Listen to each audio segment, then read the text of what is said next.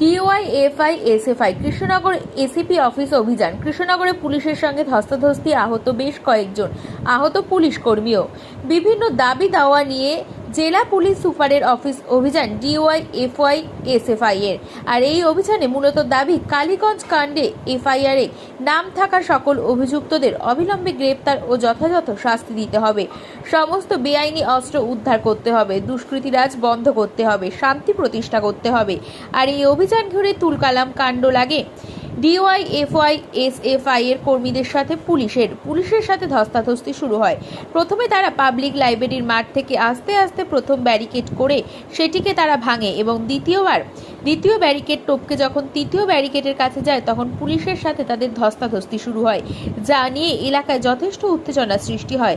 তারা এখনো অনড়, তাদের একটাই দাবি, তাদেরকে যেভাবেই হোক এসিপির সঙ্গে দেখা করতে দিতে হবে। অর্থাৎ জেলা পুলিশ সুপার তাদের কাছে দেখা করবে এবং তাদের দাবি দাওয়াগুলি তারা তাদের জানাবে। কোথাও জল ব্যারিকেড, কোথাও লেডি পুলিশ, কোথাও প্রচুর উচ্চ আধিকারিক পুলিশ কর্তারা এসে উপস্থিত হয়েছে, যা নিয়ে রীতিমতো এলাকায় উত্তেজনা সৃষ্টি হয়েছে। পরিস্থিতি সামাল দিতে পুলিশ লাঠিচার্জ করে এবং তার ফলে বেশ কিছু পুলিশ কর্মী আহত হয়, বেশ কিছু ডিওয়াইএফআই এবং এসএফআই এর কর্মীরাও আহত হন। এসপি অফিস অভিযান তামান্নার খুনিদের শাস্তির দাবিতে 24 জনের নামে তামান্নার মা নিজে অভিযোগ করেছিল। এখন পর্যন্ত সমস্ত আসামিকে গ্রেপ্তার করেনি।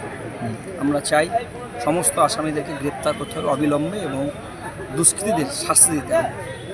আমাদের দ্বিতীয় দাবি ছিল মোলান্দি গ্রামে সহ নদিয়া জেলায় যেখানে যা অবৈধ অস্ত্র আছে, এই অস্ত্রকে পুলিশকে উদ্ধার করতে হবে এবং শান্তি শৃঙ্খলা বজায় রাখতে হবে। এবং যেখানে একটা কাজও পারে না ক্ষুধার্ত পুলিশ, তাই পুলিশের সঙ্গে রাস্তায় দেখা হবে। আমরা এসপি অফিস অভিযানে যাচ্ছি, তামান্নার খুনিদের শাস্তি এবং রাস্তায় থেকে লড়াই হবে। রাজ্যের পুলিশ অপদার্থ, পুলিশ টেবিলের তলায় নোকায়। কেন এই পুলিশ পশ্চিমবাংলায় যখন বীরভূমের মতন জায়গায় অনুব্রত আইসির মা বোনকে নিয়ে গালাগালি করে, তখন এই রাজ্যের পুলিশ প্রশাসন কিছু করতে পারে না, অথচ তামান্নার খুনিরা এখনও বেরিয়ে বেড়াচ্ছে। কসবায় এখনও পর্যন্ত সমস্ত দুর্নীতি ধরতে পারল না, আরজি করের দোষীরা এখনও পর্যন্ত শাস্তি পেল না। সমস্ত কিছুকে ধামা চাপা দেওয়ার চেষ্টা করে রাজ্যের সরকার। এই রাজ্যের সরকার যে কাজ করছে তাদের পশ্চিমবাংলায় গণতন্ত্র বলে আর কিছু থাকবে না।